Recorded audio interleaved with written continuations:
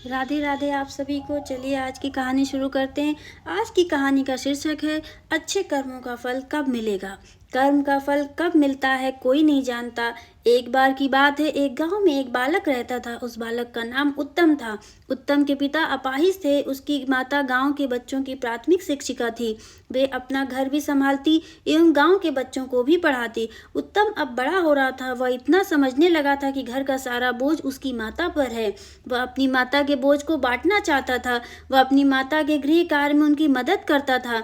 अब वह बड़ा हो चुका था, इसलिए पास के गुरुकुल में पढ़ने जाया करता था। एक दिन उसकी कक्षा में उसके गुरुजी ने बच्चों को बताया कि अच्छे कर्मों का फल अच्छा मिलता है और बुरे कर्मों का फल बुरा मिलता है। उत्तम के दिमाग में यह बात बैठ गई। उसने अपनी माता से पूछा, माँ, क्या सच में अच्छे कर्मों का अच्छा फल और बुरे कर्मों का बुरा फल मिलता है? माँ ने उत्तर देते हुए कहा, हाँ बेटा। फिर उत्तम ने पूछा, माँ, तो हम लोग तो सदैव अच्छे कर्म करते हैं, हमें फल कब मिलेगा?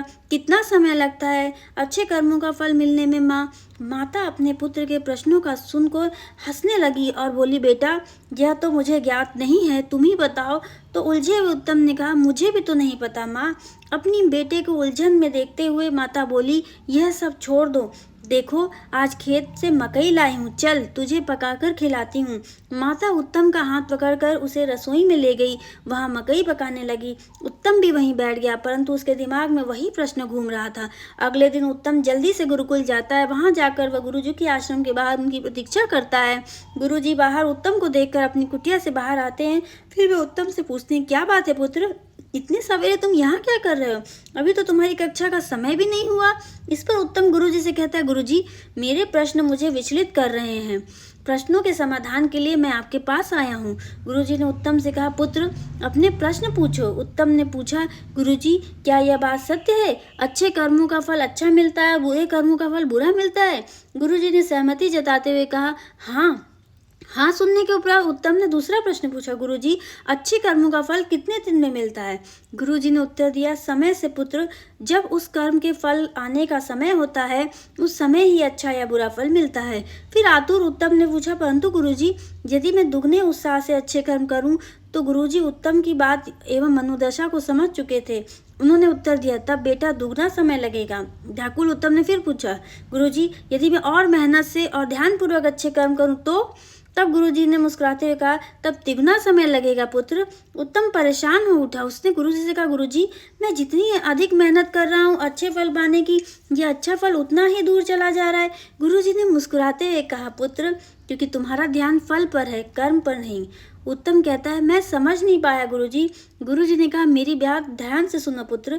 तुमने कितने भी अच्छे बीज बोए हों और तुमने कितनी भी अच्छी खेती की हो, जब फसल आने का समय होगा तभी पता चलेगा कि फसल अच्छी आएगी या खराब। तुम कितना भी अच्छी खेती कर लो, समय से पहले फसल नहीं आती। तुम कितनी भी बुरी खेती कर लो, समय से पहले बुरी फसल भी नहीं आती। वैसे ही पुत्र, कर्म का फल तो तभी मिलता है जब वो कर्म के फलित होने का समय आता है। परंतु हाँ, यदि तुम केवल अच्छे फल की इच्छा से फल के ऊपर ध्यान केंद्रित करते हुए कर्म करोगे तो अच्छे फल मिलने की संभावना दूर होती जाएगी। उत्तम ने गुरुजी की बात सुनकर फिर पूछा, परंतु ऐसा क्यों गुरुदेव जी? गुरुजी ने उत्तम को समझाते हुए कहा, पुत्र, क्योंकि तुम्हारा ध्यान अच्छे कर्म पर ही नहीं है, फिर तुम अच्छे कर्म कैसे करोगे? तुम्हारा ध्यान अच्छे फल पर है, इस कारण तुम अच्छे कर्म करने से चूक जाओगे। उदाहरण के लिए मैं तुम्हें बताता हूँ, यदि तुम यह सोचकर पढ़ाई करने बैठोगे कि मैं अपनी कक्षा में प्रथम स्थान पे आऊँगा और सदैव यही सोचते रहोगे, अपने फल के बारे में चिंतन करते रहोगे, तब कक्षा में प्रथम कैसे आना है उस मार्ग से तुम्हारा ध्यान भटक जाएगा। तुम स्वप्न बुनने लगोगे और कर्म अधूरे रह जाएंगे। इस प्रकार अच्छा फल तुमसे दूर चला जाएगा। प्रायः लोगों के साथ यही होता है। वे अच्छे फल के लिए अच्छा कर्म करना चाहते हैं, परंतु अच्छा कर्म अच्छे से नहीं करते हैं। गुरुजी आगे कहते हैं, अच्छे फल के चिंतन से ज़्यादा आवश्यक है अच्छे कर्म का ज्ञान होना। यदि अच्छे कर्म का ज्ञान होगा तो अच्छे कर्म के पथ पर निरंतर चलोगे तो अच्छे फल अवश्य मिलेंगे, इसमें कोई दो राय नहीं। परंतु यदि अच्छे फल के बारे में सोचते रहोगे और अच्छा कर्म ही नहीं हो पाएगा, अच्छे फल पर ध्यान रखना भी ध्यान को भटका देना होता है। तुम्हारे कर्मों में त्रुटि रह जाएगी और अच्छा फल चला जाएगा। उत्तम समझ चुका था कि अब अपने अच्छे कर्मों के लिए उसे अच्छे पद का निर्धारण कर उस पर निरंतर चलना होगा। यदि अच्छे फल का रास्ता अच्छा होता है, अच्छे फल के बारे में सोचना मूर्खता है, वह हमें हमारे पद से भटका देता है। तो यहीं पर हमारी कहानी ख़त्म हो जाती है, समाप्त हो जाती है। और अगर आपको ये कहानी अच्छी लगी है तो हमारे चैनल को लाइक करें, शेयर करें, सब्सक्राइब करें और कमेंट बॉक्स में ज़रूर बताएं कि आपको ये कहानी कैसी लगी और आगे आप और कौन सी कहानियाँ सुनना चाहते हैं, वो भी हमें कमेंट बॉक्स में सजेस्ट करें। मैं वो कहानी आपको लेके आऊँगी और मैं और निरंतर ये प्रयास करूँगी, दिन ब दिन मैं ये प्रयास करती जाऊँगी कि मैं अपनी भाषा को, अपनी शैली को और अच्छा बना सकूँ, ताकि आपको मेरी बातें समझ में आ सकें और आप मेरी कहानी को समझ सकें। तब तक के लिए मैं आप सभी का दिल से धन्यवाद करती हूँ कि आप मेरी कहानी को सुनने आए हैं और आप मेरे चैनल पे बने हुए हैं। आप सभी का दिल से धन्यवाद।